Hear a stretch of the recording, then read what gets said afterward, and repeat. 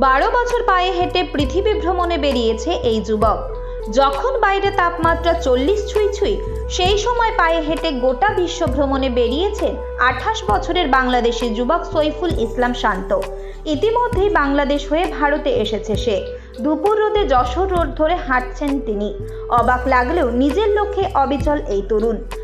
আসলে আপনি এখনো দেখতে পাচ্ছেন এবং উপলব্ধি করতে পারছেন যে কি পরিমাণ গরম বৃদ্ধি পাচ্ছে দিনের পর দিন, এবং প্রত্যেক গত বছরের তুলনায় এই বছরের তাপমাত্রা কিন্তু খুব এর আগেই অনেক বেশি বেড়ে গেছে।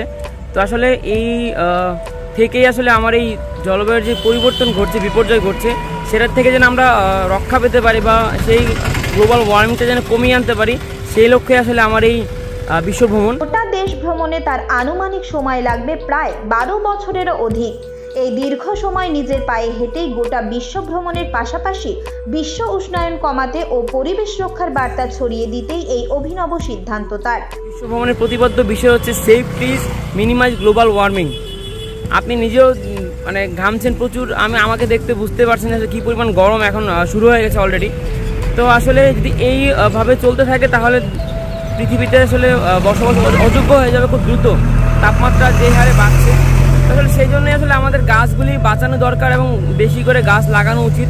তো গাছ তো আমরা লাগাবো, প্লাস হচ্ছে এখন যেই গাছগুলি এখনো বেঁচে আছে এগুলোকে আমাদের রক্ষা করতে হবে। 22শে মার্চ বাংলাদেশের ঢাকার সংসদ ভবন থেকে যাত্রা শুরু করেছে সৈফুল। দীর্ঘ পথ পাড়ি দিয়ে বর্তমানে ভারত অতিক্রম করছে সে। ইতিমধ্যেই সোশ্যাল মিডিয়াতেও ভাইরাল এই পায়ে হেঁটে বিশ্ব ভ্রমণ করা যুবকের কথা। জানা গিয়েছে বাংলাদেশের কুমিল্লা জেলার দেবিদ্বার উপজেলা সদরের বাসিন্দা সৈফুল ইসলাম শান্ত।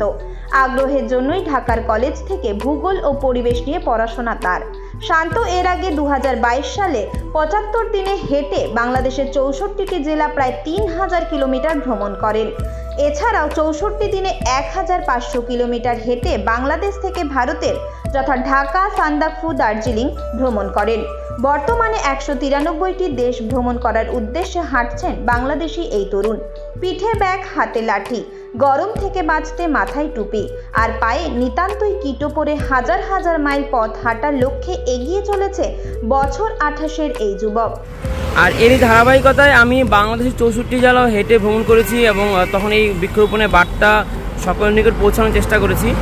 এবং 2022 সালের শেষ দিকে এসে আমি ভারতের পশ্চিমবাংলায়ও এসেছি এবং এই বার্তাটা পৌঁছে দেওয়ার চেষ্টা করেছি। তো এখন মনে হয়েছে যে না, আসলে শুধু এই বাংলার মধ্যে সীমাবদ্ধ থাকলে হবে না, এই বার্তাটা আসলে সারা বিশ্বব্যাপী ছড়িয়ে দেওয়া উচিত।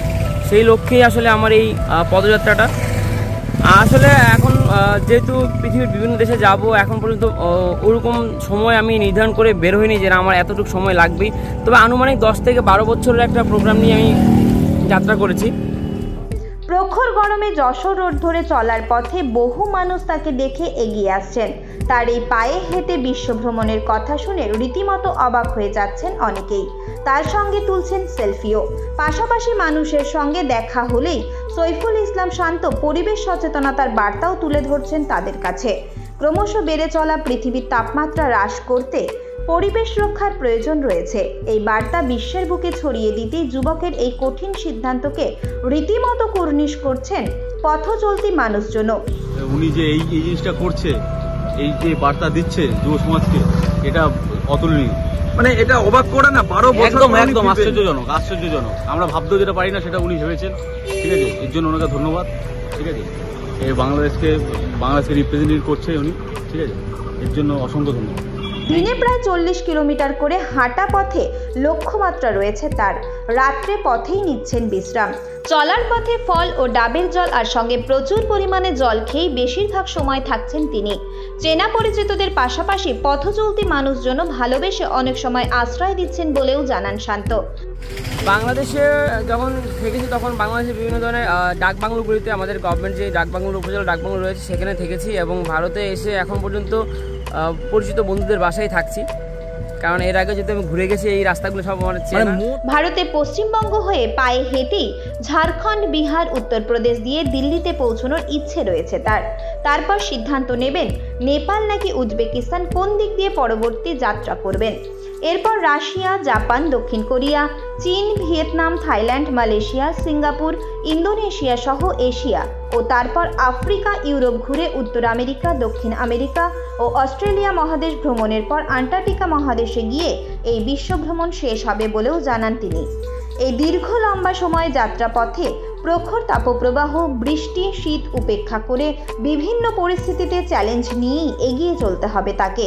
তাই তার মানসিক শক্তিকেও কুর্নিশ জানাতে হয়। পরিবেশ রক্ষায় বিশ্বের কিছু পরিমাণ মানুষকেও সচেতন করতে পারলেই যেন তার এই কষ্টের সার্থকতা। হেঁটে ভ্রমণে আসলে এটাই আসলে মজার বিষয়, সেটা হচ্ছে যে প্রচুর মানুষের সাথে কানেক্টিভিটি হওয়া যায়, সবার সাথে অনেক যোগাযোগটা ভালো হয় এবং আমরা যে বার্তাগুলি পৌঁছে দেওয়ার চেষ্টা করি সবসময় আমরা বিজ্ঞাপন কিংবা পত্রিকায় দেখে থাকি, সেখান থেকে উদ্বুদ্ধ হওয়ার চান্স যেমন রয়েছে এবং এই হেঁটে একদম কাছ থেকে সবার কাছে গিয়ে বলার ব্যাপারটাতে আরও বেশি রেসপন্স আশা করা যায়।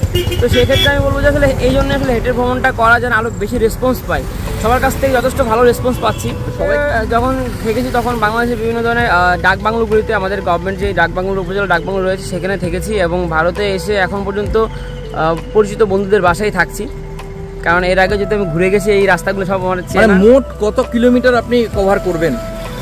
যেহেতু এই গরমের মধ্যে 40 থেকে 50 কিলো করে প্রত্যেকদিন। হ্যাঁ। আচ্ছা, আর টোটাল কত কিলোমিটার কভার করার টার্গেট? আসলে এবার আমি কোনো কিলোমিটার টার্গেট নিয়ে বের হইনি, এবার আমি দেশ ভিত্তিক টার্গেট নিয়ে বের হয়েছি। সেক্ষেত্রে এক দেশ থেকে অন্য দেশে যখন যাবেন সেক্ষেত্রে পাসপোর্ট, ভিসা এগুলোরও তো সমস্যা। হ্যাঁ, সেটা তো অবশ্যই করা হয়েছে। সেটা হচ্ছে এক দেশে যাওয়ার পর অন্য দেশের জন্য ভিসা অ্যাপ্লাই করতে হবে, মানে স্টেপ বাই স্টেপ ভিসাগুলো এইভাবেই হবে। আর এবার যেহেতু আমি মহাদেশ ভিত্তিক ভাগে বের হয়েছি, এক একটা মহাদেশ শেষ করে তারপর অন্যটা মহাদেশে যাব। আর কিলোমিটারটাকে আপাতত মাথায় রাখছি না, যেহেতু বিভিন্ন জায়গায় ঘুরবো। আপনার রুটটা একটু যদি বলেন, মানে কোন দেশ থেকে কোন দেশে যাবেন সেই রুটটা একটু যদি বলেন। আচ্ছা, দ্বিতীয় দেশ, বাংলাদেশের পরে দ্বিতীয় দেশ হিসেবে আমি ভারতে প্রবেশ করেছি। এখন ভারত, এখান থেকে আমি দিল্লি পর্যন্ত যাব। দিল্লি থেকে আসলে ডিসাইড করবো, এখানে প্ল্যানিং বেশ অনেকবার পরিবর্তন হবে, অনেক কিছু রয়েছে। হয়তো আমি নেপালে ঢুকতে পারি অথবা আমি উজবেকিস্তান চলে যেতে পারি। ফ্লাইটে উজবেকিস্তান চলে যাব, সেখান থেকে সেন্ট্রাল এশিয়া পুরোটা আমি এশিয়া মহাদেশটা কভার করার ট্রাই করবো।